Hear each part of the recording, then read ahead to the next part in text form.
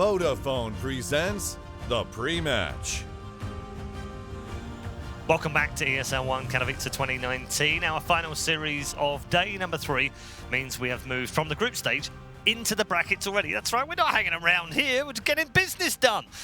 You can also tune into the second game in the semi-finals over on Stream B at exactly the same time. But right here on the main stream, we're going to be focused on a clash of titans, a clash of two teams who have been around for a very long time, both in respectively in Dota and in esports, and have plenty of history between the two sets of players as well. It's a classic captains matchup between PPD and, of course, the one and only Puppy. It's Secret versus NIP. Now, before we get into this, let me introduce you to our panel because we've changed things up. Welcome to Blitz and to Purge. And gents, I hope you can help me out a little bit here. Purge in particular, because I know how good you are with these things. Now, I've had a lot of tweets at me going, "You're wrong! Chaos finished second! Why have you put NIP through?" It's become very ranty. I was ranting on their behalf, all right?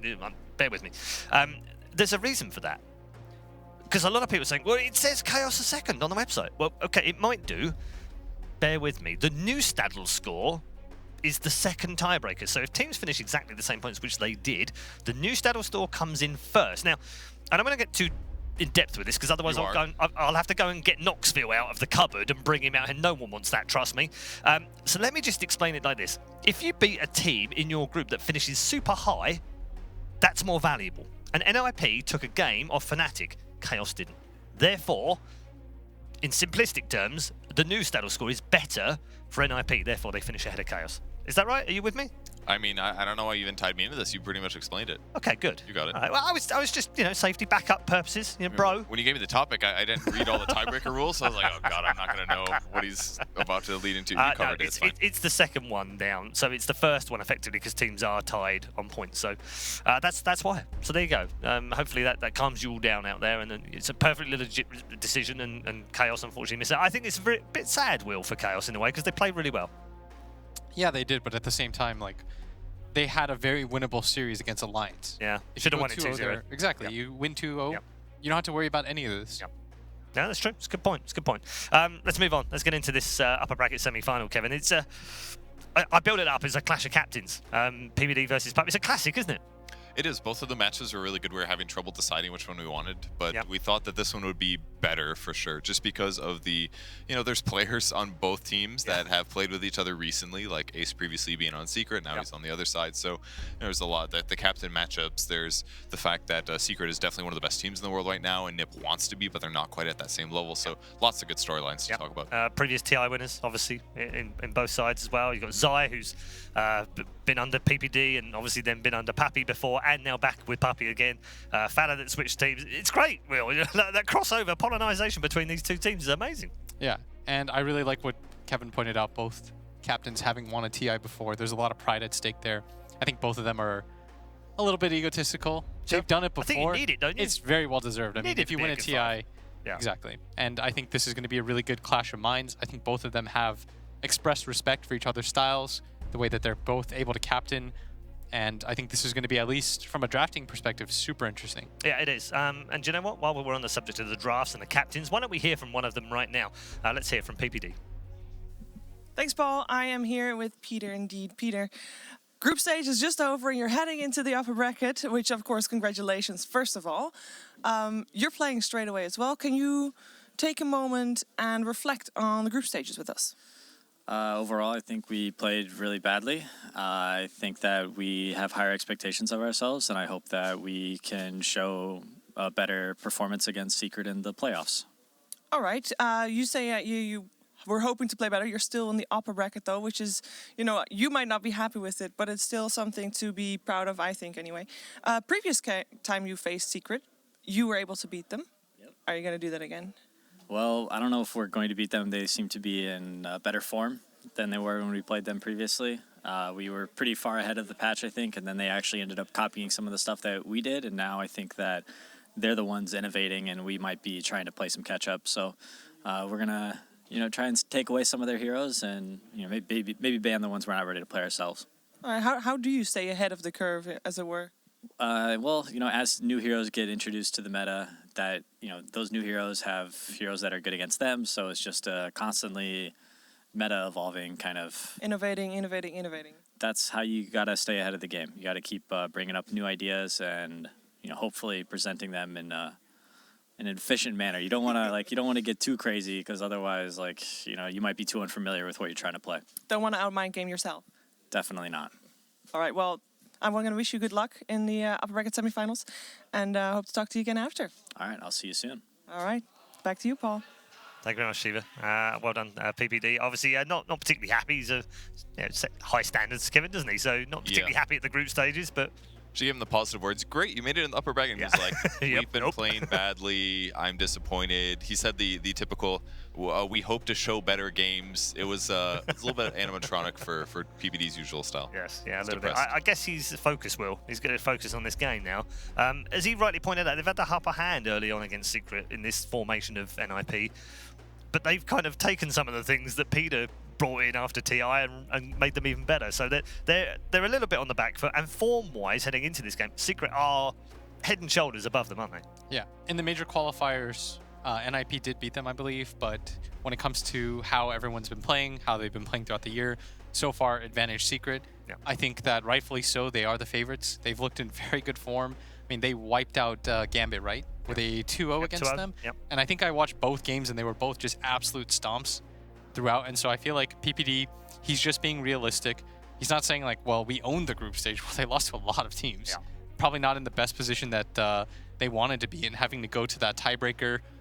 You don't really want to ever be in that position. You want to be able to say, we earned our spot here. We did it. We beat a lot of good teams.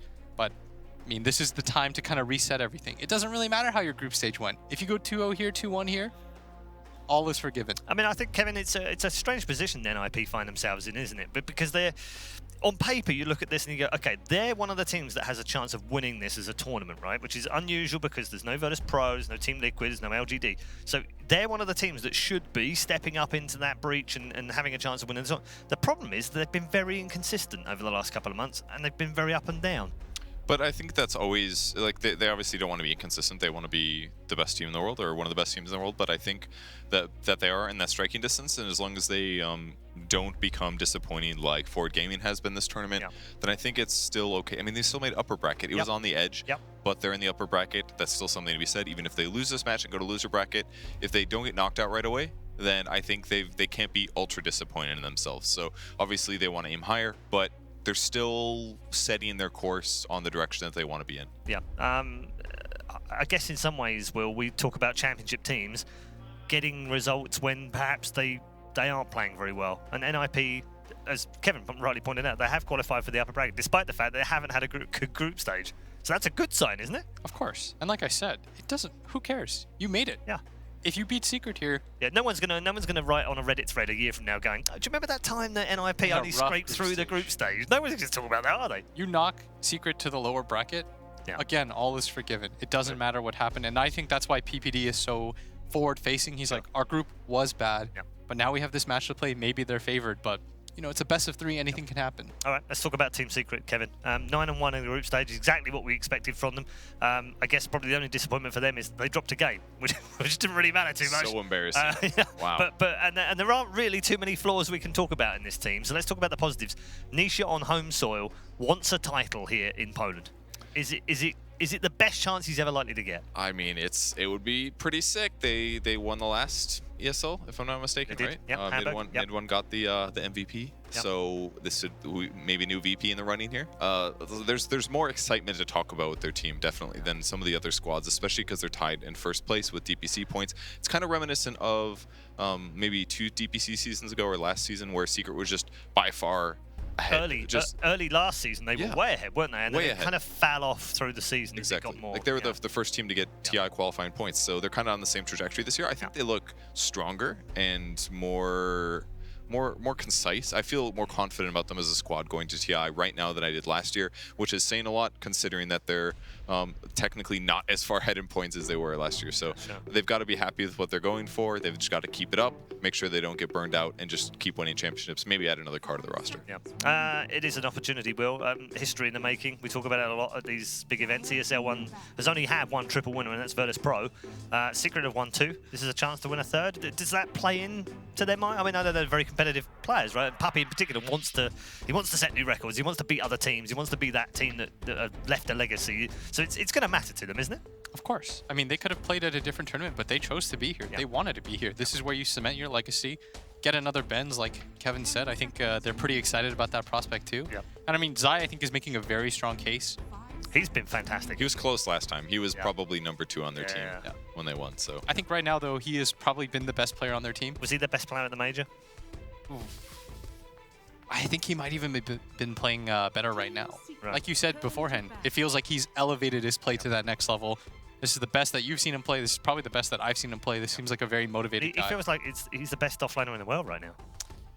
There are a lot of people that have claimed to that, but I would say it's arguable at the very least. He's in there, isn't he? Yeah, you wouldn't leave him out of an argument about that. It's also important to remember what his playstyle was like at the previous major. When I was watching clip stuff, he was very often like sacked in the safe lane, like 1 versus 2, 1 versus 3 in hard lanes. He was doing like, there was like axe creep cutting, and he was like Lina, tanking creeps under tower. Like, he did some really difficult stuff that he just didn't get the opportunity to shine. But now that he can play Leshrac off lane and like get solo and double kills because the tool is there, it's like he's able to show that he's not just going to tank these hard things and look okay. He's like able to show like, oh, by the way, guys, I deserve a trophy this year. We nearly lost this guy, by the way. What do you mean? We nearly lost this guy from the scene a few years ago. When? When he decided he was going to go back to school and educate. Finish high school. All that kind of stuff. What are you doing? I mean, it makes sense. Like, his dad's a principal. I'm joking. It's a much, if anyone's out there thinking I'm advocating leaving, no, please, finish your school. Please finish your school. If you remember, he was really criticized for that decision. Yeah, he was, And that's why I made the point, because everyone was like, what's he doing? What an idiot. You can earn loads of money. There's a lot of life left. Yes. Beyond being 17. And you need something afterwards, right? The crazy part is he went out from, like, being a tier 1 player, and then he left the scene, which seemed crazy. It did. And then he came back and he kind of had to work himself up a little bit when like tier 2 teams. They got top. No, he got top 3 at TI. Yeah, he did. And also, by the way, he was playing a different position as well. He immediately came back and got top 3 at TI. And he's gone between 3 and 4. Data point. He's also gone between 3 and 4 positions as well. Yeah, he's been all over. He's a very talented player for sure. But yeah, I think right now it's an incredible form run he's on.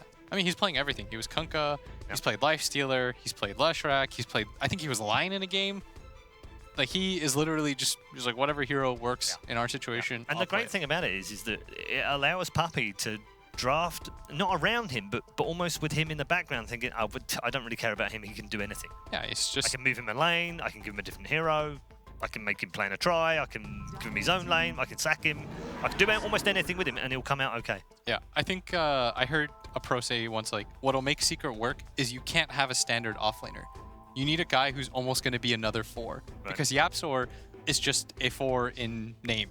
Like, he's pretty much, when it comes to farm priority, this guy gets it all. I see this guy last hit with Rubik Fade Bolts more than any other support that I've seen. Maybe DJ. But I was going to say, but that's also because Puppy is very much a 6 in that. He can be, but... I've seen massive differentials between their 4 and 5s in net worth. But I think even Puppy likes to have impact in the game. And so you almost need... It's almost like at times they have like 3-4 position players. And when you have a guy like Zai that's willing to do that, that's why oftentimes Secret offlaners are always the ones that get shuffled off. Yeah, I want to ask you a question about this because it ties into NIP and into 33. We haven't seen the best of 33 this season, I don't think. Last year, I think he was one of the standout players. Is that mainly because of the way that they could utilize Zai in that team last season and give him that space? I think this year it's just more people are familiar with how he plays and his hero pool. It's the Thompson effect. It's kind of like, when a rookie quarterback comes in and lights the league on fire, but once people have data on him, it becomes a different story because now you have the game plan, how he likes to play, the types of heroes. Remember last season, it would be Visage last pick, Brood last pick. They'd get you with these things, but now people, Paul, they're smart to it. They understand it. For sure. Right, we're into the draft. We're deep into the draft right now. There's a Chen Batrider opener from NIP and a Prophet Ursa from Secret. Very meta from both teams. Yeah, one thing that I think that's important is Enigma got banned by NIP. If you look at the recent 5 Secret drafts, they were picked by Secret first 4 times, and the other time was first round ban, similar to this game. So we're seeing a slightly different Secret compared to what we've seen in the last 5 Nice games. big fat respect ban on that Rubik as well. Yep. Yapzor's best hero by far. And Secret banned the Leshrac themselves. Yep. Another hero they've been picking a lot. Starting to become a tier 1 hero, I think is safe to say. Maybe a little overdue. Interesting for Nip to pick both Batrider and Chen in the first phase, though. That's both of their supports likely. Doesn't have to be, but very consistently Sox has been playing the Bat. I think it's nice against both heroes. The turn rate against the Ursa, the ability to make the jump. It's always nice against the Nature's Prophet. You're one of the heroes that really doesn't care whether or not you get trapped in the trees. It's never going to work against you. He can't really go for any of his jukes. His split push play is taken away as a result too. Don't you think it's a little early for Ursa, though, in the sense that, I mean, he's got a high win rate right now, but I feel like he works better as like a second phase core pick when you know what some matchups are. I mean, because I mean, maybe he's kind of nice against Batrider potentially because you can just potentially just turn and fight the guy. Like Batrider and him are similar. They're like incredible amplifiers. Over time, they do more damage. So maybe it's like a core solution against the support. Do you think that's reasonable? Or I think I would agree with you, but I think that Ursa is so flexible that it doesn't really matter. Like, he can go mid, he can go off lane, he can go safe lane. You can put him in a position to succeed. Plus, it's a hero that NIP has been picking for ace. So it's not just a block pick, but I think it's also one of those things that you get it out of the way. And I think this is what Puppy likes to do, is he likes to pick one of those heroes that anybody can play. Say, like, we'll get it out of the way so they can't really counterpick one of our cores further down the line.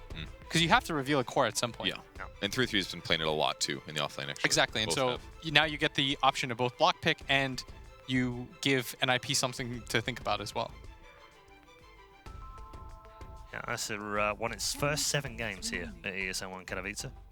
Since lost 2 in a row, though. But still, mighty fine in terms of both the games 77. Were Gambit that lost with them? Could be. I think Gambit picked them in 2 games and lost both of them. Could be. Let me find out in a moment. You are correct. Yeah. Both against Secret, obviously, in that final game. Interesting that they pick up the Ursa as well. Well, Nip's draft so far is pretty straightforward. Looks like they did a similar thing 2 hours ago against Fnatic in their first 2 picks, Chen into a Batrider. And later on, they went with Lycan, Nightstalker, Puck as their other 3 picks. Yeah, it's interesting, actually, because Secret also played those when they played against the Ursa. Particularly the Lycan. Okay. Outrun him, basically. Doesn't sound great laning, but... Yeah, worked in both the games for Secret. Against the Ursa, so I wonder whether NIP fancy taking a leaf out of their book. Ding ding, the Admiral's in town. I think this also probably shows you that this is going to be a mid Kunkka because they banned out the OD. This is often what Secret do. Yep. As soon as they want to pick the Kunkka, they telegraph it by banning out the OD just to get rid of that matchup entirely for him. It's so hard for him to play. Late game, it's not fun either. It's impossible to, you know, whoever gets X, you can just astral reset things entirely. And it also gives them a bat solution, actually. If somebody gets lassoed, you can just X them back too. That's cool. It also means the Ursa might be used slightly differently here, because it's mid-1 who usually plays the Ursa on this team. But presumably he'll be playing the Kunkka here. Yeah, and it's interesting that Secret are so willing to just like you said, you know, they're just giving away their cores. They're saying like, these are our cores, represent as early as possible. Yeah, it is. It's different than most players are doing right now. Highest rated picks, they're including the Nightstalker that was in the earlier draft for Nip. Yep. I don't know if I like Nightstalker too much against Kunkka because any highly mobile hero is just going to get countered by X, but... I mean, they can move 33 to the bat if they want, of course. It's really good against Prophet, though. Yeah. Nightstalker. Yeah. Does make sense here, doesn't it? One of the most played 33 heroes in the last month. We'll give them like two Kunkka solutions, or 2 Prophet Pugna first, though. And then instantly, they pick Fat Pugna. Instantly. They're super ready. Good against Batrider. Yeah. Can interrupt them with Carapace. You've got Disable setup that can combo off of X Torrent. It's really good at setting up kills, very good against Pugna, because Pugna has really high int gain. I love it when you get to really high-level captains like this, and then one of them auto-picks something immediately. It's almost like it sends a signal to the other captain that says, I knew you were going to pick that. It does seem like that, for sure. Yeah. It's like crazy. It's crazy confidence things about it, that it was like a 2-second reaction. He's like, oh, I've already thought about all the possibilities. Yeah. I know You're going to pick Pugna, and I'm going to pick the Nyx into it. And Nyx is also just very, very good against Batrider. historically, it's always been the counter just because you're always going to get carapaced when you try to make the initiation. And it's so important for the Batrider when you blink in to be able to force out, but you stop that movement entirely. And then you can alter it by not using Firefly, because then at least you're not doing AoE damage. But now the problem is that if you don't use Firefly, you're not as fast. So it's actually even more of a counter. So we have a Naga for an IP. I guess that's some good crowd control for him. It's more of like an AFK carry kind of a thing. It's basically playing like old Radiance Naga did without Radiance, because one of the nice benefits to the Ancient camp being removed is now that there's more like medium camps. Or large camps. I don't remember what they were replaced with. So basically, you could just send the illusions into the jungle, and there's more camps for you to farm with just Riptide. So if you max out Mirror Image and Riptide, you can actually kill jungle camps pretty quick and get insane farm rates with Diffusal Blade. Nice against the Ursa too. Yeah. Just being able to net, isolate them out with the sleep. There's no real heavy sleep counters on the side of Secret. And, I mean, Kunkka will get a BKB, so will Ursa at some point, but I feel like NIP have good ways to deal with those. They have 2 different ways to BKB Pierce. Or at least they have the Batrider. The Naga net no longer goes through, right? I think it still does. It's still physical? 5 seconds remaining. I feel like it still does, but I might be wrong. I can check, maybe. I know they nerfed the troll net, right? That one also still goes through, I think. Are you talking about the change to ensnares? Yeah. As a whole? The mechanic change is too recent. I haven't done enough math. I'm sorry. It's okay. It's all right, Will. You can tune into to Purge's 9-hour video on nets next week. That was one time, Paul. Okay. Not every patch stream is 9 hours. All right. I'm sorry. That's okay.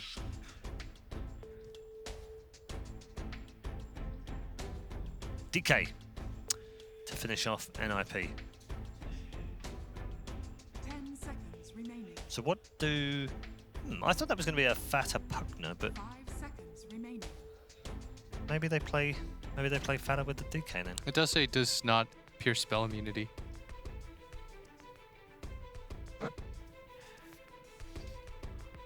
What is this? The Naga net? Mm-hmm. Okay. But they always have Batrider. Say it does or does not? Does not. Does not. Oh, they changed it? Yeah, I'm pretty sure they did because people were complaining about the whole, you know, like Sleep counter with- Enigma with the Helm of Dom creep, and then you just grab the troll and you can always go through. Oh, so they changed it for all ensnares, not just hers. Is that what you're saying? I mean, Maybe. I knew Yeah, that that's the why troll one yeah. didn't, but yeah, I think you might be right. It makes sense to make them consistent considering they're both nets. What do we think of this last pick from Oh, Secret? that's a Spectre. It's a way to, like, they have very good map presence between, like, basically Nyx can go find ganks, and then Spec and Prophet can be there. That's what's really cool about their lineup. So I think what they're going to try to do is just pressure the Naga. If they kill the Naga a bunch, they don't have to worry that much about getting out-carried, because the only other threat is, like, a Pugna semi-carry and a Dragon Knight. Dragon Knight's not the best late game, so I think I like what Secret's doing here. It's cool. Definitely got an idea around their draft of what they're going to do. Will, what are your thoughts? I feel like Secret, they should try to push the pace. They have very easy ways to go for the Roshan as well. They just have to avoid getting into bad setups against the Naga sleep. That's going to be the big thing for them to try to avoid. Right, then try and avoid that Naga, or kill it early, maybe. Many times. All right. Many times over. Let's see whether that turns out to be true as we head towards our commentary team. Gents, are you ready for this one? Upper bracket semi-final. Absolutely, you know, this is where the big stuff It kicks is, off, isn't and we've got some fun couple of drafts. Yeah. So, as the panel said, you sort of agree, Fog, that Secrets is a little more robust. They can put a lot of pressure. The one thing I am concerned about is NIP have a pretty good timing around their like level 6s when they can push. Chen, Pugna, DK, I look at Secret's lineup, they don't have a lot of deep push. So they're gonna have to cause some chaos to make sure that NIP can't really like just group up and go and have that, you know, big push lineup go. So Yeah, we'll lots of fun matchups between the two players, and having played on all of the sides as well. So enjoy, guys. Take us into game one. Yeah, thank you very much, Red. And yeah, Secret versus NIP. Some big names, of course, going head-to-head here in this upper bracket semi. And we're looking at these teams. We've got stuff like the Nisha Spectre coming into play. And, of course, on the other side, the Ace Naga Siren. So sort of these cores that were sort of forgotten for a long time, but we're now starting to see teams here at ESL picking them back up in the safe lane position. It's like a patch from the past, and Spectre versus Naga. Yeah, exactly. We have Spectre versus Naga. I mean, we're talking about the push strat that NIP could have going, but then we look at how this game could actually get to a point of pretty deep late game. It could we have a Furion Spectre who can be split pushing a lot. You know, NIP, they've got late game with the Naga, but you don't really want to do it anyway because there's a Spectre and a Kunkka on the other side of Secret, so Secret's late game is also ridiculously powerful. So Secret, I would say, have the late game because of all that. Of course, Spectre, dominant. But there could be this point, because as you also mentioned to me, if NIP get ahead with this like Pugna and DK and start pushing with the Chen as well, there's not that much D push on Secret. Yeah, it's all about just like, then it's all about cutting waves, right? That's what we saw was the solution. When people don't have D push so much, you have a Fury on at least. You have a Nature's Prophet that can cut in between those waves nonstop. So that could be something to watch out for. I'm going to be looking a lot at also Yap's on side of the fights. Oh, yeah. Of course, he's playing versus a Bat Rider. Nick's incredibly good versus Bat, but Pugna also, the thing, little shadow, not like shadow buff, I guess you could say, to Nyx is now that all heroes have more stats. They were given more stats, right? It's more damage. Pugna has 5.2 intelligence gain. So he's... those mana burns it's gonna hurt. Are really going to hurt if it gets to the point when YapzOr gets the levels and he has high-level mana burn. And especially if he's sort of running away, decrepping himself, which is going to be very likely when there's an Ursa and a Kunkka in the game trying to punch into him. Yeah. So those opportunities will be there for YapzOr. We've got to look out for those, look out for the big numbers to come flying out at the head and the brains of Farta's Pugna. I've really been looking forward to see more Nyx Assassin, just because of the little changes he's been getting and just that little buff that he got just from the stat thing and his Vendetta breaks, you know, all these little cool things. So it's a fun hero to watch. So, all right. Zai's going to be up top. Secret starting out their tri-lane, as they tend to do most of their games, then they switch it up. They move one of the other supports to the opposing lane to help out Zai. And then we've got a nice little 1v1 in the mid lane of a Kunkka versus the Pugna. Yeah, I mean, so in this 1v1, do you sort of see that... Oh, actually, bottom. Some nice little body blocks here. Not quite... That's going to be nice enough, is it? One more hit, they need it. Not fast enough. No, Puppy can't quite get close enough for the final touch. So the PPD Chen will survive. 33 already starting to cut those creeps behind the tower. Because they have a full tri-lane down there. Yeah. If it was just a dual lane, maybe he could be like, whatever, we can actually stand into versus this, but it's full tri. Yeah, he's got to make something happen to get XP. The mid matchup, it's just about these denies. I've seen these Kunkkas, even though you're versus... I think Pugna should be able to bully you, but Kunkka's going to get last hits no matter what because of Tidebringer. We'll see Salve is going to be popped by mid-1, and bottom lane, YapzOr's going to do his best to make sure 33 takes a fair bit of damage for doing this pull, as he'll follow him right back towards the tower. Does have that favourable move speed, so he's doing quite a bit of damage to 33. He's got just the 2 tangos left, but he does have the 2 mangos as well, so good just base regen on the DK. PPD, he's stayed in lane, and YapzOr, all he's got to do is hit this stun, and that should be first blood. He's holding onto it, might not even need to do so. There it does. It does come out. The control's there onto PPD, and perfect for Secret. Set up for Nisha to grab first blood. Yeah. Naga's going to be getting full free farm. Mid lane, like we said, it's going to be trade. But the thing I actually am starting to realize is Fada's actually going to run out of mana pretty quickly, trying to put the pressure on, and mid one can just X himself and come back. So I actually think he's going to do. He's going to do the perfect. Yeah, that's very true. He can just out resource him, right? In a way, as this Kunkka. Maybe Runes will change it a bit, but right away we see mid one will get a haste. And there's not really, considering the supports of NIP, can we expect sort of a gank from? Talking about ganks, I mean, Zai, he's picked up a haste rune and he's running towards mid. With that haste rune ready to go straight ahead onto Fada. Fada will turn with the Decrepify. Zai's going to look for the body blocks. He can continue to try and fight underneath the tower, see if he can get the Furious Flight stacked up. He's only level 1, so it's going to be pretty slow as he builds them up. And yeah, too slow for him to stick around underneath the tower. He is going to have to back away. Yeah. Fada will be safe, he'll be able to salve up, but still remaining in that position, as you mentioned, where he's just low on the mana. Yeah. They're actually, because they have this Spectre, they're not changing the lane. Yeah. They're like, all right, Spectre's our hard carry. Zai's gonna get sacked, which isn't the best, but we have to do this. We have to make sure Spectre free farms. It is definitely going to be a slow start for Zai. He's walking around with 2 CS at 3 minutes in. We've seen him have some slow starts before, albeit that was on heroes like the Lesh, who have better ways of sort of catching into the game. So we'll see how he does work with this slow start as an offlane Ursa. Because it's not going to be easy. But at the same time, you look at the other half of the map, 33, it's hardly like he's having an amazing time in farm down bottom. He's only sitting on 6 CS on the DK as well. Zai getting stacked up here. I don't know if there's any way out for him here. This is... Not a TP, but... with the 5 stacks, he's going to take some severe right clicks if he does try and TP. Yeah. He's just running. He is. Oh, he's got the stick charges. That will get him quite a bit back up. These stacks are going to continue to add up. Here we go, counting with Zai and Saxa, kids. You know the numbers. I mean, Sax is running low on mana That's now 9. at this point, but he might be able to get him to Don't damage. give up, Saxa. Oh, Puppy's coming in. Zai is level 2, so he has got that extra attack speed boost. Zai, you're not going to win this war. You're not going to win this war, Zai. Saxa gets the kill. And Puppy won't be able to even find the trade, so Sax is able to walk away. That's that's commitment for you kids. It pays off. And it's good commitment because Zai was dragging a wave. So he was like, I don't want Zai to get this wave. I have to make sure. But Puppy was there to at least claim it. So they do get that wave that Zai initially wanted, and he's actually going to be able to deny a decent amount of that wave. We see him pulling it between the towers right here on that top lane. Yeah, Did see. Right there.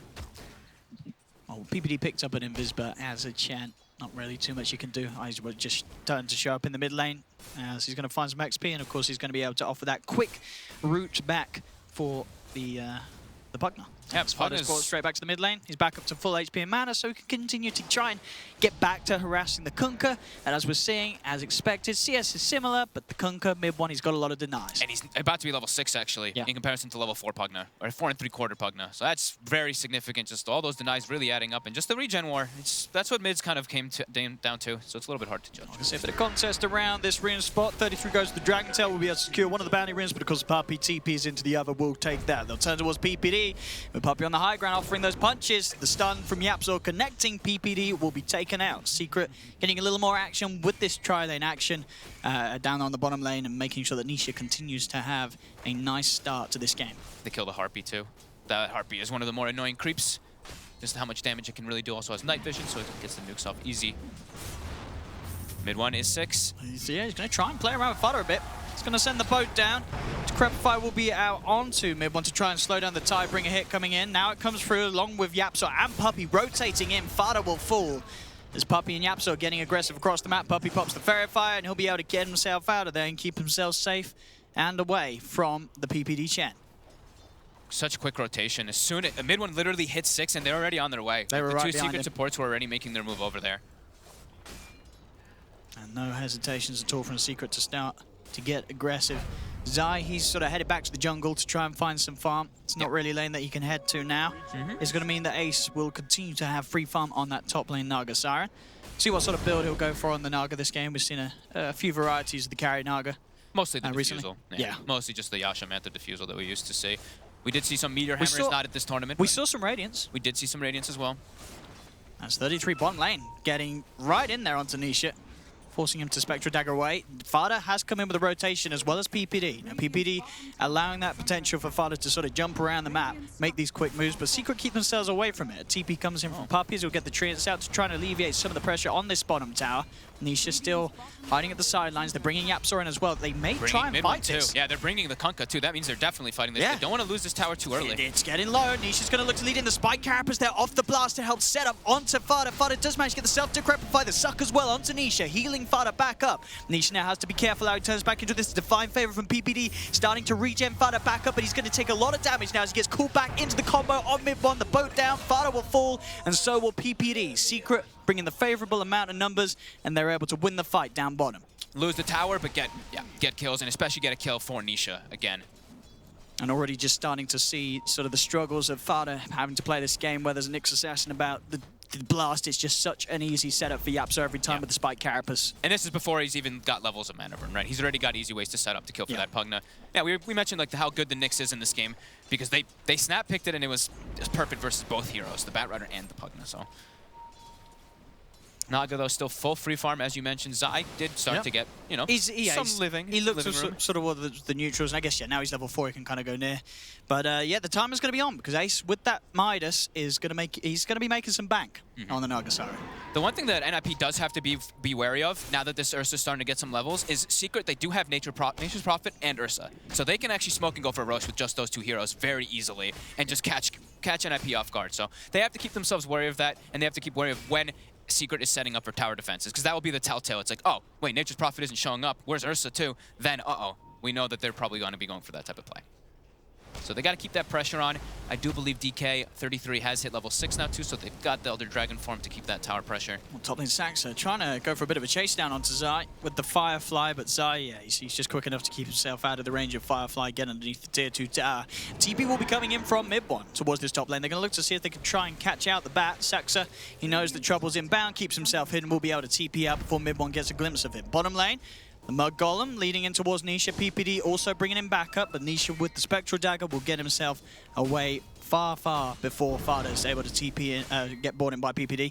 They may just resort to the push though. Yep, 33's got the Elder Dragon form. Just take the tier 2 tower. They're not fussed about not finding any kills. They just want to continue to shut down the map as Secret and find these objectives. This is the power of, this is exactly what their power of their lineup is. Allow Naga to just never be seen on the map and make a lot of pressure just to give that space. The Sprout to 33. TP will be coming in as well from Yapzor. Mid one's there with the Wrap Brand. Torrents are set up onto the Dragon Knight. 33's pretty deep. He's taking a lot of damage here as the Forest Secret beat down upon him. Underneath the tower, he'll get cut down. Secret find 1 kill. PPD is able to TP out. No sort of control back online from the Kunkka, so mid one was unable to keep him held back, but they get the big kill. They get 33, and the push is unsuccessful from NIP. Secret showing that they can absolutely react to those sort of moves. Yeah, who cares about deep push? Just show up for the fight every single time when they are trying to set up for that, because you know you're going to have numbers advantage. You're playing versus an NIP draft with the Naga Siren who doesn't want to get involved. So you bring 4 heroes, they will have a maximum of 4 in most of those situations, and they actually saw, you know, the bat top, so they know it's only 3. Saxa and Ace now trying to poke Zai. Has already used the Enrage, but Yapzor is by his side, and again, the global potential. Puppey TP's in, and look who's moving around from the mid lane. Mid one's there on the Kunkka, ready to cut off this move from NIP. X mark onto Ace. He's going to be dragged back straight into the combo, but all the timing a little bit off there. So Ace is actually able to continue to walk. He doesn't have a point at the Song of the Siren, so the best he can do is just run away. In fact, maybe NIP want to turn. 33's turned up the fight, leads him with the Dragon Tail stun onto Yapzor. Yapzor, he's actually been sprouted up by his own teammate. He'll fall as well as Zai. They'll lose 2. NIP, this time they're the ones striking back, as Secret, they wanted to try and fight initially, bringing in the Nature's Prophet, having that rotation from mid one, but he slightly off the timing with the combo. Missed the boat by quite a big margin, actually. He just timed it wrong, yeah. And then 33 had a haste rune, so he just comes in, and he's the one that can get the catch for his team, because besides him, they don't really have disables until the lasso comes out. It's just a Dragon Tail. I mean, the Snare too, but he's pretty much their catch in the game as this DK. Yeah, and he's realizing that with the items going to go straight for the Blink Dagger. Absolutely. Yeah. He needs to be the one making the plays, because I think I saw Saxa going for the bots. Yeah, I imagine he's going to get the bots, then the drums on the bat. So speedy build. Yeah, you want someone else to be able to make that jump. You see, Ace got Midas, by the way, on the Naga. He did, yeah. So. I mean, he gets away with it because he had so much space up top. I think, you know, if you're going to get that sort of start, this absolutely is a game where you say, hey, we're getting the Midas, because it's just going to speed up the diffusal into your next item after it. So he is going to sort of come online actually a little bit quicker than say would if he didn't go for the Midas, because of how much farm he's getting. He's on 6k net worth at the moment at 11 minutes in. He's shooting ahead of everyone else in the game. Yeah, and sometimes Naga, more so in the past, is your illusions were always farming for you, so your levels sometimes got affected, right? Because your illusions are getting the majority of it. This Midas will let him boost his levels, which is great, because if you look at Naga's stat gain, it's excellent. She's got one of the better ones across the strength and the agi. Talent's also, of course, quite nice. So, yeah, the Midas, very nice for that Naga. As Nisha will be just going for Yasha, so he doesn't go for the Midas or anything like that. They want to. I mean, that's that's going to make it hard for him to keep up unless Secret can find fights. And of course, Secret, they've got great ways to find action. They've got Yapzor hunting around the map with a Vendetta, looking to kick stuff off. You've got an Ursa and a Kunkka and a Nature's Prophet. They're always going to be incredibly proactive on the map and looking to sort of just set up action that you can just follow through with a Haunt, pick yourself up a couple of kills. Yeah. That is the fun thing. Like, Nyx with any type of globals is always like, oh, 3 heroes just turn up, oh my goodness. That's why Nyx Invoker used to be like so common, but with this one they absolutely can do that all the time. Yeah. So now they're making a move toward top, looking like they want to actually put a little bit of pressure on it. Majority, like, everyone's just jungling and farming right now. We see Ursa jungling, Furion's jungling, Spectre's hitting mid creeps, Naga's jungling, but this is the move they want to make. They want to try to put some pressure. Top lane Yapzor, he's got the setup. Combo comes in from mid one, and it'll be a quick and easy kill onto PPD. Same time down bottom Saxa was sort of hunting around the jungle, seeing if he could find out Puppey. He'll wrap towards mid. The instant they show that they're starting to push mid, 2 heroes, or 3 heroes even from Secret start teleporting and showing up. And now look, this is what we were talking about. Look at the Roche. Secret, as soon as those heroes start pushing, they send those two into the pit. We mentioned that they would probably try to do that when NIP sets up for a push. And I don't think NIP is going to have any idea that's going on. They're fully set on just finishing off this tier 1 tower, and Secret will say, by all means, take it. We're getting the Roshan. Will NIP realize in time? It's far too late. The Furious Swipes are stacked up way too much, and Secret will be able to get Roshan without NIP having any clue that is going on. Tower dies, but this is the this is the trade that they wanted to do. They showed 3 heroes in the mid lane, or 2 heroes in the mid lane. The Spectre was showing bottom, and then those 2 can sneak it. Radiant's bottom tower is under attack. Just 14 minutes in, 7 for 3. Less than a 1k lead for NIP. A great start between these two teams as both really have something going on. The Naga Siren, he's in that beautiful place. He's got the top net worth. He's getting away with the Midas Ace. The Diffusal Blade very close to being done. Top lane, Yapsor, Zai, they'll find themselves in catch. Saxo trying to push out the lane with the Firefly. Easy setup with the Spike Carapace for Yapsor. Saxo, he has to be careful on the map. This Nyx Assassin just causing so many sort of issues for not just the Pugna, but of course for the Bat himself. It's very easy for Yapsor to find those solo kills. We said it would be eyes on him, right? Eyes on him for setting up the ganks all over the map. It's a Nyx Assassin versus a Pugna Bat Rider, so you have to expect that's the way it's going to be, and with those globals, like we mentioned. 33 says he doesn't want to blink dagger first. He wants to join. I mean, we met, talking about the drafts, both teams, they can gear up for late game. And having the 2 Midases, NIP is saying we're ready to scale to that point. Yeah. Saxa is hunting. Nisha is going to be forced to use the Haunt to get away from the Bat Rider, and will jump towards the mid lane Chan. So jumping over towards PPD, he'll be able to walk away, make sure that Saxa doesn't catch him. Who was down there? It was Saxa and the Pugna. Yeah, I guess with the 2 of them with the lasso to grab Blast and Suck, they would have had enough damage. So Nisha making the right call and playing it safe, just getting the hell out of bottom lane. NIP using an early glyph. Secret's going to continue to poke this top tier 2 now because of that. And we see right away, Yapster's trying to keep tab on where NIP is positioning themselves. He saw them looking to set up for Nisha in mid. Nisha has to be careful as PPD looks he's bringing reinforcements to that mid lane. And Yapsor does also have to be a little wary. There's a sentry down in the mid lane if he does head down into the river. Just keeping himself on the high ground for now. Top lane space is there. I mean, we've seen what Secret, they do react and fight to when NIP try and get a push going. It seems though that NIP, they'd much rather stay away when Secret gets super aggressive. Yapsor does find himself caught underneath the sentry ward. They'll pop down the blast. He'll get the Spike Carapace out as well as the stun. Here's the backup from Zai. Yapsor should fall. Can Zai do anything in return? He's stacking up the swipes onto 33. Pops the Enrage. 33 will survive. They'll be able to send Zai up into the air, keep him at a distance. The boat's coming down. Ace popping the Song of the Siren here as they're looking for setup. They're grouped up very heavily, Secret, as NIP will get on top of them. Zai, he'll be able to run himself away with the phase boost, but they have the lasso control onto mid one. They'll finish off the Spectre. They'll finish off the Kunkka. The Song of the Siren perfectly allowing NIP to set up for 2 massive core kills. I'm surprised Secret actually went to try to take that fight too. Like NIP were clearly looking to take that engagement there, and it was the Nyx who got engaged on already. They didn't have their Haunt available, but beautiful sleep. That was perfect by Ace there to stop the combo coming out. And they easily get that wrap around him. Yeah, Midas is in. Whoa. Wait, hold up. That's a Dagon. Lightstone Dagon on Puppy. Oh my goodness, you're gonna have to stop queuing for your pups, boys and girls.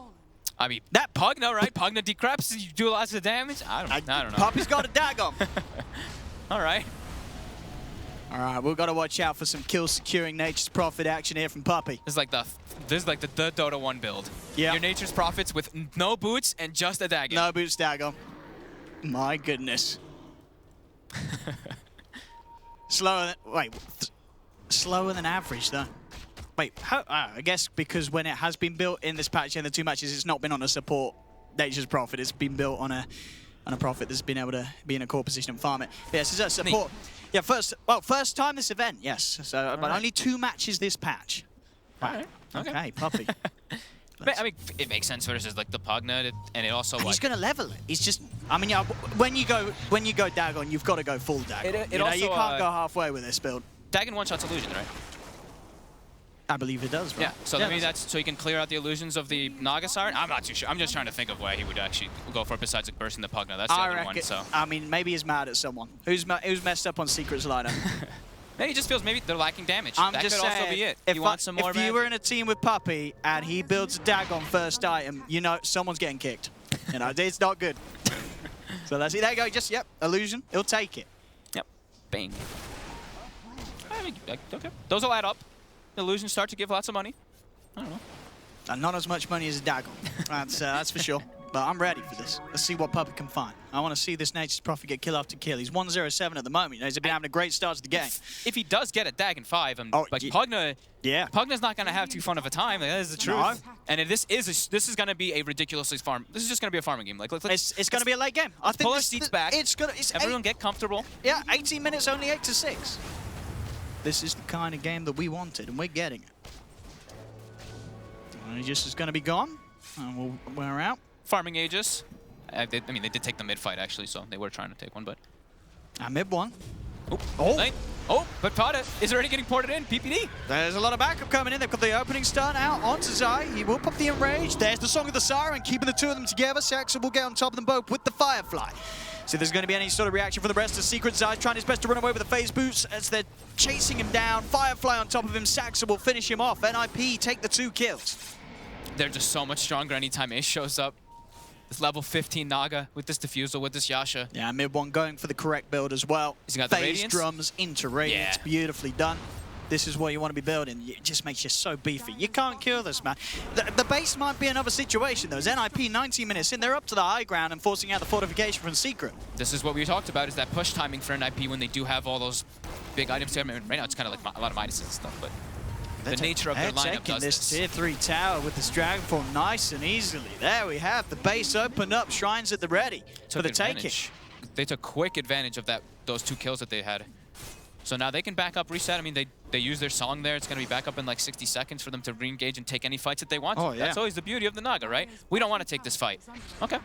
So sleep and disengage. That's also what you can do versus Spectres a lot of the time. Spectre haunts, you sleep, disengage. I mean, this is looking very good for NIP. They're 3K ahead at 20 minutes in, and they've got 2 Midases versus the 1 Midas Secret.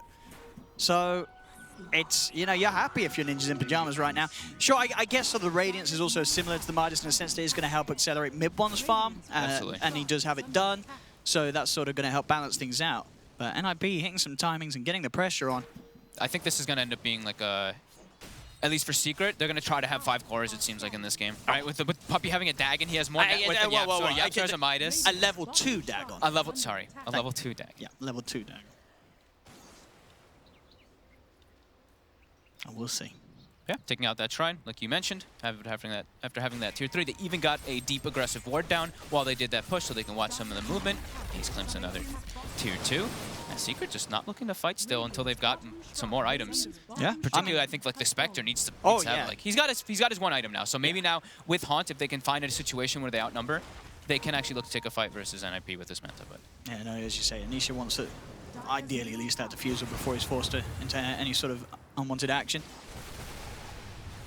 As Zai and Yapzor deep over NIP's half the jungle. Yapzor will find Saxor versus Yapzor. Zai and Yapzor, they found Saxor. Saxa. Oh god, stop it. Saxa. He's gone. He's dead. Yeah, they will find that pick up on the side. Meanwhile, they're still pushing it on the side lanes. So NIP, sure, they lose a hero, but they've got 2 side lanes pushing in. Now they're going to have to address the top lane a bit here, though. But Saxa is going to be respawning in 20, so he might just be able to do that himself. Puppey. He's gone for the Dagon. Now he's got to go full NP. He's going for the cliff jungling next. But unfortunately, there's no camp for him to hit. Puppey sits there and reminisces of a greater time for the Prophet players. Sneaky wards. Yeah. The uncounterable wards, because you have no idea that he placed them. You never know that he's going to actually have gone there. Unless you have a ward there yourself. No.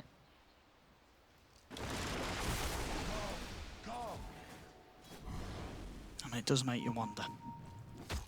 What does the Dagon do? I said what it does. To kill illusions. I think you're grasping at straws. I mean, I don't know. It's to kill illusions. It's the first he went the Blightstone right? Dagon. It's... I mean, I love it. But that's not a good sign if you're a professional player. Fada, I like this build. I think this is the needed build, especially when you're playing versus Nyx Assassin or even versus Kunkka. He's got the Yules. Into BKB immediately on the Pugna next. They know this is their time to shine, right? Once they've got this, they can actually continue this pressure. And if they can get themselves a Roche on NIP, that'd be massive. Yeah, 9-8. One of the slower games I feel like we've got. It is, but definitely one of the fun ones There's a lot of stuff that's going to come in this game. This is just sort of the beginning of the opening of this box of chocolates of beautiful Dota 2 between Secret and NIP. The Reaver getting very close for Mr. Ace. Ace is just he's so a big boy. farmed. He has... There's no one getting anywhere close to him. He has almost 6,000 ahead of the Spectre. And that's also with levels, too. It's like he's level 17, almost level 18. Spectre's only 15. So, yeah, just big advantage right now going for an IP. So we do see that breakdown. Mainly the other. The other, that's always what it is. We don't know what the other is. It's just money that Gaben sort of simply injects into the game for the team that he likes. Probably the Midas. Yeah, it's the Midas. That's what the other is. 95%. That's good efficiency. God, do they have that's good. Do they have the damage to do with Anaga when she's got a heart? Well, the thing is, maybe like Spectre with Diffusal is going to be able to kill the rest of the team, maybe isolating her. That could be the one play. But yeah, this is going to be a really tough cookie to crack for Secret. And this is the rush that we were mentioning. They're going to be able to get now because of all the space they've gotten and all the deep vision too. They're suffocating Secret. Absolutely are. Secret's not going to do anything about this. They don't have a chance to do anything about this. Nope. As that will be a free Roche, free Aegis, and a free Cheese for NIP. Who's going to grab what? Cheese on the DK and Aegis on Ace. As if this Naga was already hard enough to kill, right? Gonna have an Aegis and pretty much the heart finished up really soon. Third highest amount of lasted. It's 280 at that 24. Not bad at all. We saw another Naga Siren game where we had an insane amount of farm. It was Nisha. That was Nisha, right? Oh boy. I think you're right. Yeah, that was the Nisha when he played the Naga. He had. I think so. Yeah, because that was the one where he was like, we didn't see. He just him got totally ignored. I mean, that was kind of with this case, but he was sort of an ignored top. But he did show up. The thing is, Ace did show up to fight. Yes, those Song of the Sirens pretty much got them 2 massive teamfight wins. You're absolutely right. Nisha. Jumping to disengage. They might be able to set up for a kill here. 33 is actually kind of alone. Sox is in the area. Puppey. Kill secure. Oh, he did it. I love it. The daggone bam. Easy kill for Puppey. He got boots now, though. And, oh, that's disappointing. He could have had a level 4 Dagon if he didn't buy boots. I mean, he's still going to have pretty much the money for 2 more recipes very shortly. I hope this isn't the beginning of him buying other items than leveling up the Dagon. I do hope those recipes do get invested in. He sits on 2k gold. Yep, so he's on the prowl, trying to get some information, vendetting around, and it seems like the name of the game for Secret's just going to be, let's defend the high ground until our Spectre can try to outcarry this. So he's going to jump in and try and help out Mid1 here as he's committing for the fight. We'll get decrepified. He'll go straight for the TP outside. Mid1's going to try his best to run away with the rum on himself. But there's 3 heroes chasing him down. Nobody else is having any sort of look towards the mid lane. They're saying goodbye, Mid1. PPD nearly gets brought down by the Tidebringer, but he won't do so. As they get that Kunkka, that is Mid1 dead for a full minute. This could be Rex they can set up for here. Yeah, they don't have the Aghanims yet on Yepsor, I don't believe. Yeah, he's only got 2 pieces of that. So that's the big one. If they get Aghanims on Nyx, then they can actually, that high ground defense becomes a lot more significant for Secret. And there's an update on the Dagon. That is now a level 4 Dagon from Puppey. Okay. Saved up 2,700 gold. Some people would buy a Mystic Staff. No, he bought 2 levels in his Dagon. I love it. In. So yeah, Ace trying to get on top of Zai. Zai has to put the Enrage. They're not hitting the melee racks as of yet. Now they are. They've got the blast down. Ace is going to turn towards the objectives. The range racks is going to be the first to fall. With the blast as well, they should be able to get this. So put the Sprout down, Puppey, in an attempt to keep them off the melee racks for a little bit. But NIP will quickly turn their attention back towards it. And there's nothing that Secret can do to stop it. 10 seconds. They will have the Kunkka back up. Mid1 will be back in a second. NIP can keep sending heroes back to base and just bringing them back. With Chen 2, Sox are just refilled. They've got a lot of sustain. NIP, yeah, they can just stand here and take these structures from Secret. There's still no haunt. Zai trying to commit onto Ace. He's going to be halted by the Decrepify. Ace, of course, has got that Aegis, so he doesn't mind dying the once. Does still have Song of Siren 2. 33 just going to jump in straight away onto Zai. Zai does have Enrage back up. Will Puppey get out the torrent down to them, but 33 has the BKB. Yapsor's there with the stone control onto Ace, but the rest of Secret cannot get on top of him for now. Song of the Siren comes through, as well as 33 retreating. They're just going to choose to get out of there. NIP know they don't have to try and take a fight now. Ooh, they will manage to get sacks, I believe, with the Spike Carapace on, potentially some Firefly left behind. And in fact, they might still catch the rest of them in, despite NIP trying to disengage with that Song of the Siren. It looks like they're not actually going to get out. 33, he's going to die as well. Fada, he just got back in by PPD. He says, you killed my back, you killed my DK, you could kill my Pugner as well. Ace, he's not having a lot of fun. He will pop the cheese, get back up to full fodder. He's somehow still alive, but mid one surely is going to be able to cut him down. He's burning to the Radiance. That's going to be far to dead. And Ace, the Puppy's TPing forward to try to find Ace here too. The Quelling Blade was put into the backpack here. So there is a sprout if he can, but Puppy's dying. Oh, he is. He's down big time. Puppy, yeah, he's dead. Oh, God. Oh, my goodness. He's watched a few of Toby's guides to nature's prophet. He's gone. As now the X mark onto Ace. Oh, the Centaur stomp onto mid one. The neutrals, they're helping out NIP. This is it's just an absolute mess of a fight, this one, Ace. NIP's respawning now. Secret. They've not got any mana. Nisha has to get out of there. And a bit of diffusal on diffusal action there between the two cores as they'll slow down one another. Looks like he will be able to get away, but Naga's actually fast. 415, trying to catch up. Gets the net. Nisha needs help, and he needs it now. Torrent's going to be dropped down, but AC's able to duke it off. Heads to the side at the same time up top. Zai, he was up there, but 33 jumps past him. Looks for the stun control. They've got the lasso as well. They're holding Spectre in place. Zai, he'll get the swipe. Stacks up, though. 33 is dead. Ace is in trouble. He didn't kill Nisha off in time. Nisha's still alive. Ace will fall. Oh, my God. As Nisha, he'll be able to walk away alive. But And that's a level 5 dagger. The level 5 Dagon. Puppy celebrates by maxing out the Dagon. Oh, NIP, they brought heroes back time over and over and over again to keep dying. They used, that was everything, right? Aegis and Cheese. Yep, it's gone. Are gone, and that's huge. Nisha getting, Nisha had just finished up that defusal before all that happened. Getting closer now to that heart. AC also on mid one. I think that's the Aghanims for Yapsor too. Uh-oh. What's he got? I mean, that's just an uh-oh. That's the Aghanims on the, yeah. Yeah, that's the key thing that they needed for high ground defense. Because right now they didn't have, like, the deep push was pretty limited, and now that constant spam of even the mana burns from a distance of a Pugna steps up. It's very threatening. And, of course, long range impales. NIP. Oh. Very critical mistake coming in there. They had a lead, and they were on the verge of taking a second set of racks. I mean, it looked like they were going to get out of there with that Song of the Siren. They put the Song of the Siren, they were trying to disengage, but Secret, they just managed to catch them all. And PPD somewhere in the midst of it all decided, okay, we can try and take this fight. And no, they could not. They lost way more than Secret did in that exchange down bottom, and now Secret are the team slightly ahead with that 2K gold advantage.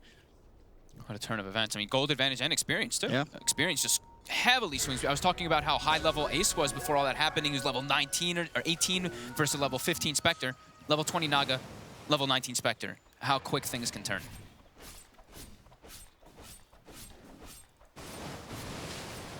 And what are we seeing? Nisha, Eagle Song into the Butterfly. So he can stand toe-to-toe versus that Naga Siren. And Ace is talking about standing toe-to-toe to one another. He wants to get the Silver Edge to help him stand toe-to-toe with Nisha. Okay, cool. Break that old Spectre. Make sure you can punch through him without worrying about that damage being reflected onto your entire team. They want to go again. I think NIP would really want to group up and try to get this bottom push going for that Rax, but now without Aegis and Cheese, it's scary. It's like, uh-oh, maybe we really don't want to go for this push here, because if we do get wiped again, Secret's got everything, and so. Puppy, he's going for the right build. Dagon Refresher, the double Dagon. He's a smart man. Double ulti. I mean, double Wrath of Nature is a lot of damage. No. He's not going to use the double. He's buying it for the Dagon. Okay. He's getting the quick reload for his shotgun. Owen's getting way too much fun out of this game. Even though we haven't really seen him burst a lot of people yet. I think as you said, he's mainly just used it on illusions so far.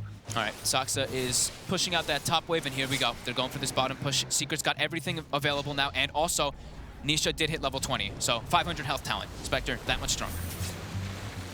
IP have to play this pretty carefully here. Zai keeping Saksa up top. TPs are coming through. Oh, yeah, they want to try and kill off Zai. Coming in from the shrine, Zai, pop the enrage. Sticking net bombs there. Puppy is, he was thinking about TPing in, but I think he realized the numbers aren't great. Zai's going to pop the BKB, turn towards Fada. Fada with the self-decrepify means Zai has to turn elsewhere. They have the control with the lasso. Enrage wearing off. The BKB will also wear off soon, as Zai will be trapped in the trees. They'll slowly chase him down. Just take the 4 of them, but they get themselves the kill as they finish Ursa off in that top lane. But Ace is being stalked right now. This could be scary. If Yapsor can get some backup in with him, but... he's getting rid of his mana, though. That's one of the key things. Like, couple mana, 2 mana burns, and he's very just annoying. Yeah. Yeah.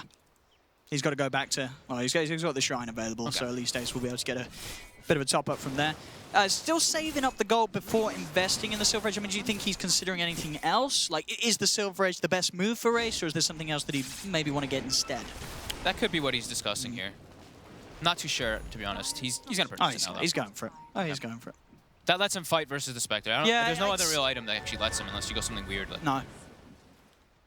No, No, yeah, the Silver Edge, it certainly does work out for dealing with the Spectre late game. The match going as it is, just a 1K difference in 33 minutes, it could certainly be a game that continues to go on. It could even save him sometimes, even with that. Like, sure, it's great versus Spectre, but in that situation, bottom, if he, like, you know, he can just run away with Shadow Blades if they don't have the detection and stuff. So here we go again. And there's smoke. Looking to find any sort of jump that they can. They've got the mid wave pushing in. The bottom wave, not really, though. Bottom wave is quite far away. Dire's bottom tower is under attack. Seems like it will dissuade them from actually just going for that. Roche has come back up, and that is that third Roche.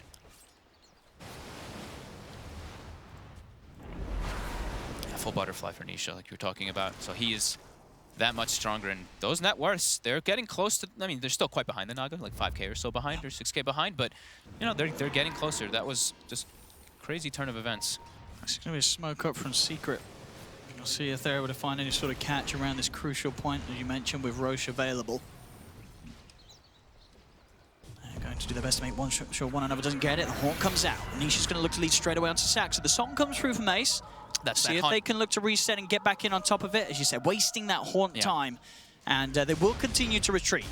Centaur will be used to stomp Zai, stop him from chasing. The Firefly does proc the Spike Carapace. They'll turn with the Eul's control onto mid one, but the blast comes out with the Dagon. That'll be Saxa dead, and now Secret look for more. Tiebringer cutting PPD down incredibly low, as 33's actually been left behind here. He's popped the BKB. PPD gets dragged back into the combo of mid one. PPD will die, and 33, as his BKB wears out, he's not getting out of this one. Yapzor and Zai, just chasing him. They're still chasing Ace as well. They're going to get so much out of this Secret. They found 3, and it's not quite done yet. The chase from Yapzor and Zai, allowing them for the setup onto Ace. Ace pushed back and blasted down by Puppey with the Dagon. That's 4 dead on NIP. They used the song to try to reset, but they actually just weren't able to. Yapzor gets the stun onto Saxa, and then afterwards, Ace is actually trying to like send his illusions and split. Yapzor mana burns him twice again, and then just stalks him, just chases him. Doesn't care that his teammates aren't that close. Then Zai's able to close the gap and get on there. And now, back the other way, 65 seconds, no Naga. This is a big, big window for Secret. Oh, God. As they're straight up to the high ground. Sure, they themselves are down a set of the racks in the mid lane, but now they'll look to level the score and see if they can take at least a racks away from NIP. They might be able to try to set up for 2 here, but they could also go for 1 and then go for that Roche. And it's hard to approach this with Yapzor having that Aghanims. He can just sit there burrowed in. Oh, did they use the glyph? Yeah, they glyphed that 1 range group that they have left. As now the buyback comes in. The buyback was now available for the Naga Siren. The stun immediately into the boat, though, onto Ace means that it's going to be hard for him to find the initial catch. They'll look towards Yapzor. Yapzor's got the Spike Carapace. 33's there with the wraparound, pops the BKB. Dragon Tail stun onto the Spectre, but already they've lost the Pugner. He's got a buyback. Ace will manage to get himself on top of Yapzor. So the Nyx Assassin is dead. He can't really get himself back towards this fight. Double buybacks coming through. They need to protect Ace. He bought back for this. They cannot afford to lose the Naga Siren. The suck as well from Fada, giving Ace the life. Dragon Tail stun onto Zai. Zai being held back for now. He's got the Enrage, goes for the TP out. They got any way to cancel it? They do not. So Zai will escape. Mid one and Nisha will also get out as well. So Secret get the top racks, and they force out 3 buybacks from NIP as this game now well and truly in Secret's advantage. The 3 core buybacks as well. It's not even just it's not the support. It's all 3 cores from NIT have to buy back there, and they still can't even defend their racks. They get a kill on Yapzor, but it's just Yapzor.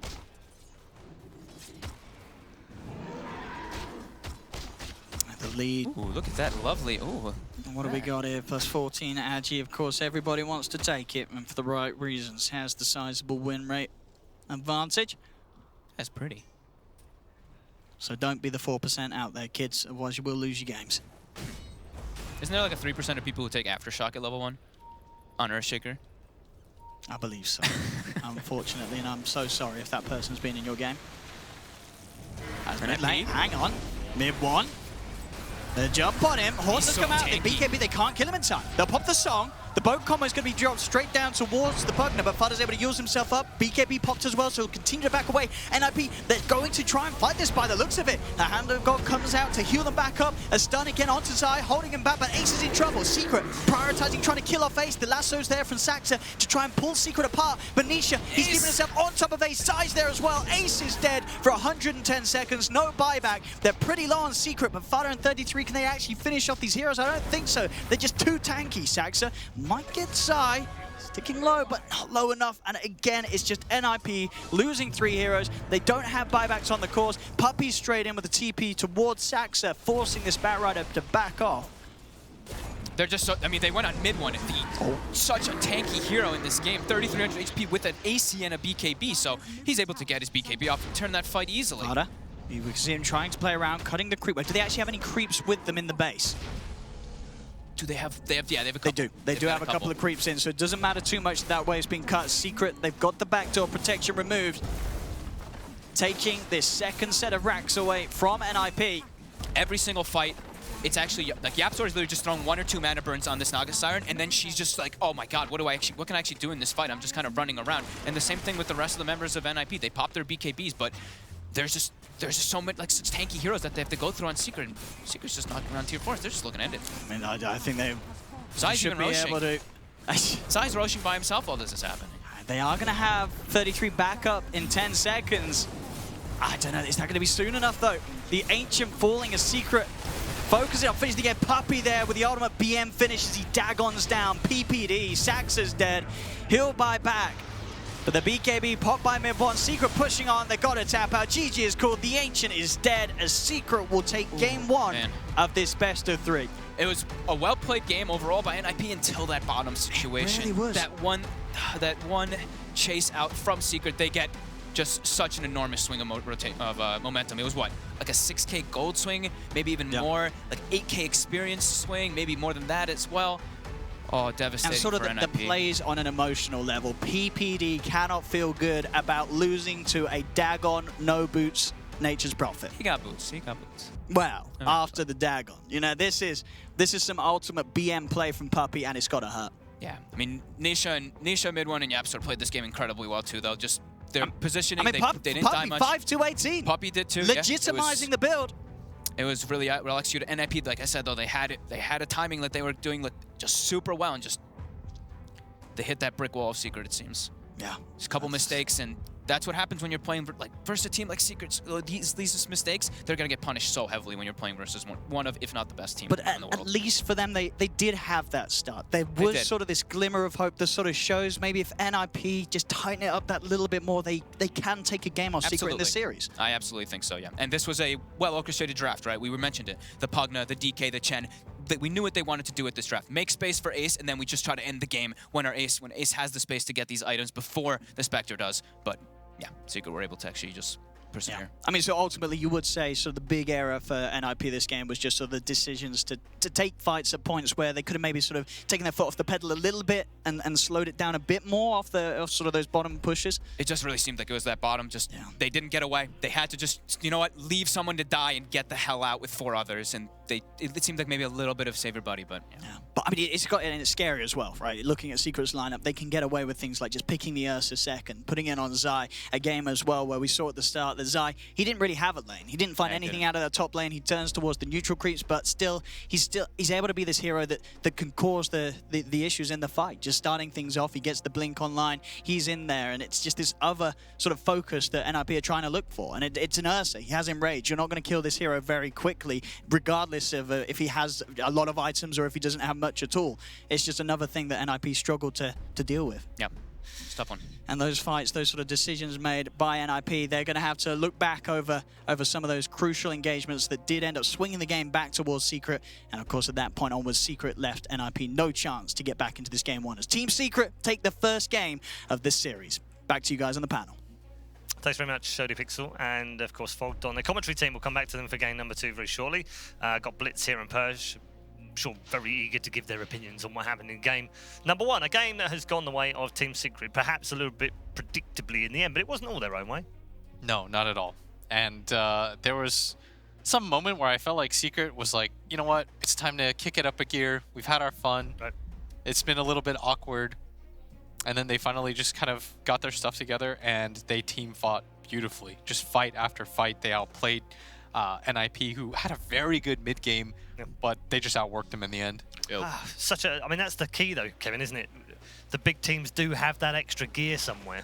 They do, but it's also draft focus. Like, Pugna is going to fall off a little bit late game. He was great at decrepping heroes, but outside of that, his damage was more mitigated. Naga Siren had a really good mid-game timing because Naga just got so far ahead. Ace playing that, I believe, got so far ahead that he got a really fast Diffusal, Manta, Heart, so it was then difficult for Secret to kill. But as the game goes later and later, they've got multiple cores that are all very effective, and Nip was left with a Dragon Knight and just a Naga Siren, and Naga Siren just didn't work out as well in the ultra late game.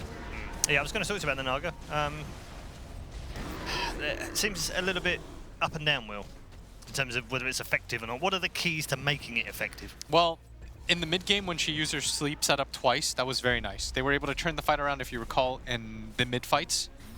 When she turned it around for her team, that was really good, but it just felt like she wasn't really doing damage. She was mainly just a setup in the mid game, and as soon as they started losing the fight, she had to turn tail and run. Yep. Wasn't really a threat at that point. Yeah, I mean, it's been used in a very defensive way in a lot of the games this week. I don't know if I'd say defensive. It's like the issue is that the hero, it's a shittier illusion carry is the easiest way I can describe it. Like your Riptide chance thing, it's great for jungling, and you're able to accelerate really quick into a Diffusal Manta, and you're able to do mana burn and stuff. But your illusion uptime is not a PL. Do you think that Puppy would ever buy a Dagon which one-shots illusions against a Phantom Lancer when you can just spawn illusions constantly? There's no way in hell he'd ever do that. But he knows that when Mirror Image is used, one of those illusions can be killed and dealt with, and he gets gold from it. And there's only so many. It's got a long cooldown, and Manta as well. It's like, if your illusions die, that's it. That's Naga Siren, and now you're just a regular hero with the Diffusal Manta. It's not the same. And you have a net, Will, and you have a sleep. You were going to say something? She just doesn't have as much late game. Like, how is she supposed to be a Spectre super late game? Like, ultra late game. It's just not going to be the same. I was going to say that even though Secret won, half of these things I can't commend. Like, when Zai just went for the solo Roche while his team was all high ground, there was just a lot of things that went against the standard idea. You didn't like the Dagon 5 rush? Okay, so... with no boots? Puppy... What's wrong with you? I want strong words with him, because the problem is people are going to see that, and they're going to say, you know what, Puppy did it, and he beat NIP with it. That is not meant to be commended. Okay, all right. Hopefully we won't be seeing that in the pubs over the next few days, or maybe we will. No boots jungling NP that rushes Dagon 5. I will report you. He did more damage than Zai. I will report you. How does that feel? Instantly report you. Please stop encouraging public play. We are ready for a break. When we come back, we'll find out whether Secret have made this a simple series or whether their opponent's NIP can sneak through the back door and make it a 1-1 game. Let's hope for more great action here at ESL 1 Katowice. We'll see you soon. Horses come out, BKB, they can't kill him in time. They'll pop the song, the boat combo is going to be dropped straight down towards the Pugna, but Fudder's able to use himself up. BKB popped as well, so he'll continue to back away. NIP, they're going to try and fight this by the looks of it. A Hand of God comes out to heal them back up. A stun again onto Zai, holding him back, but Ace is in trouble. Secret, prioritizing, trying to kill off Ace. The lasso's there from Saxa to try and pull Secret apart. But Nisha, he's giving himself on top of Ace. Zai's there as well. Ace is dead for 110 seconds, no buyback.